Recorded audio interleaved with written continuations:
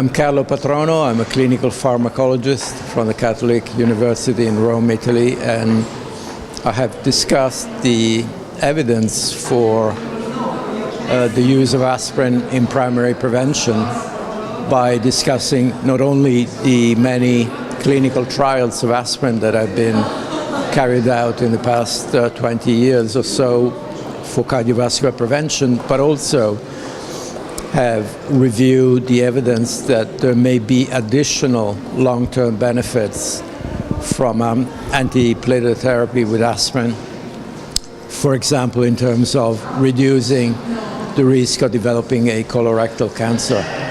This is a relatively new avenue of research which is based on very substantial experimental findings in animal models. And then it progressed to observational studies linking prolonged aspirin use to reduce risk of colorectal cancer. And then finally, there was a flow of post-hoc analysis of the many cardiovascular trials of aspirin, both for primary and secondary prevention, where a group in Oxford examined long-term cancer incidence and mortality, and found a consistent protective effect of aspirin against the development of some cancers, particularly of the gastrointestinal tract and more in particular of colorectal cancer.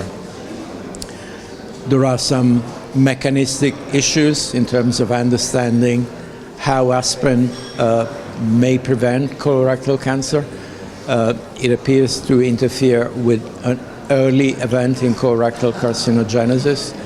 And there are ongoing issues related to the optimal dose. There is a need for regulatory review of the existing evidence. And finally, I've discussed the 4 ongoing primary prevention trials of aspirin, where for the first time they are collecting prospective cancer data in terms of incidence and mortality in about 50,000 high-risk individuals who are being evaluated in aspirin placebo comparison because of diabetes mellitus, a cluster of cardiovascular risk factors, not including diabetes, or for being in old age, so elderly subjects being recruited in the US and Australia. And these 4 trials that will be completed sometime next year will allow us to collect substantially more prospective information